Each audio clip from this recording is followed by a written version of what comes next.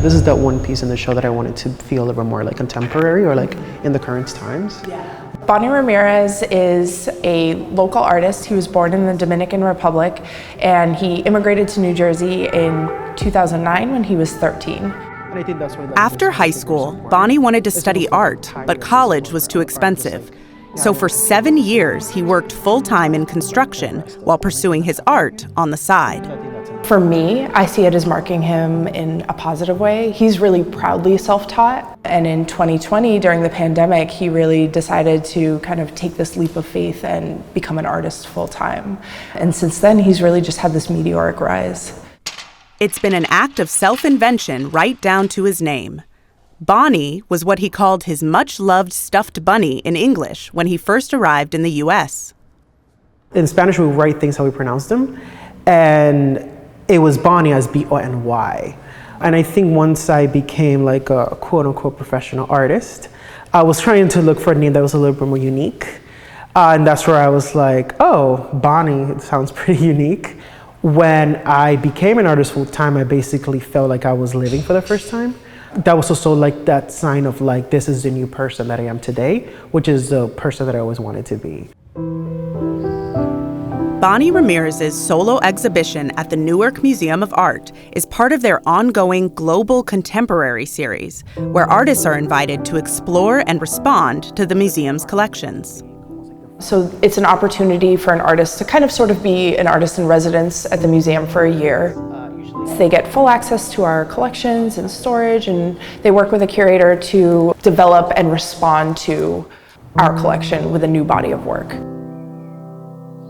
Bonnie started his residency by returning to a painting he remembered from the first time he came to the Newark Museum of Art, about 10 years ago when he was still a teenager. I don't know if it's like, the 18-year-old me, but it was, just seeing like this very tropical landscape really felt like home. That's why I really connected with that painting, and basically was the cornerstone / starting point of the whole exhibition.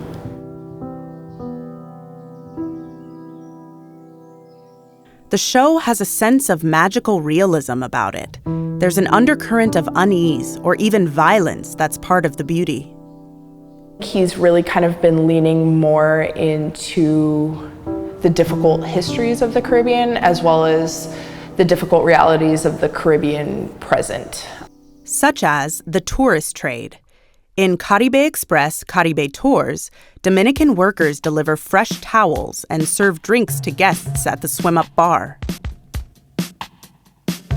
When I want to specify more like Dominican culture itself, I use these carnival masks that we have in the Dominican Republic.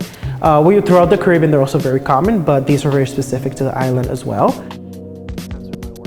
In this almost 27-foot painting, Bonnie centers the experience of the local islanders. Their masks have a double meaning, as during COVID, tourist spots in the Dominican Republic stayed open for business despite the danger to workers. Lives were actually lost for not having those restrictions too. The horse skull on that third panel is just this idea, a horse is a labor animal. So this idea of kind of working yourself to death for someone else's version of paradise. The resort guests are cutouts, created with wallpaper and collaged onto the painting. I think I wanted to show the otherness. I focus on very European wallpapers. I source them from like different eBays or different antique stores. I want them to feel and look like from a certain period of time. I think I've always loved that juxtaposition between, black and brown figures with these European wallpapers usually, whether they are on curtains or in dresses, but they always part to make that conversation, to kind of switch up the narrative a little bit. I was like, how does colonizing the colonizer feel like? Although he's self-taught, his practice is really steeped in art history. He's really influenced by Mannerist painting and surrealism and kind of the tradition of magical realism in Latin America. And so the painting of three little girls, he sees them as sisters. They're sitting on a bed and two of the girls are sprouting foliage for arms, and they are kind of gently turning the third girl. So they're touching her hand, and he's incorporated some bits of kind of like confetti to almost, simulate this moment of transition.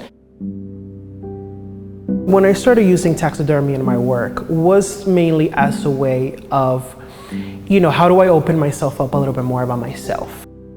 For this particular work, I wanted to talk about more like my experiences, for example, working construction or just having, that urge to be like an artist or somebody else that could escape like the conditions of life.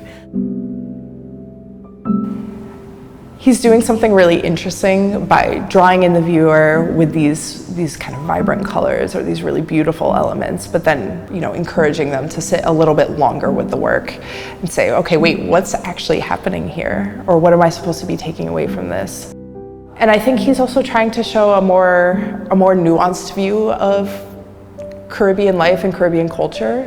I think there's this really one-dimensional view of the Caribbean as this really beautiful tropical paradise. And he's like, yeah, but there's also this.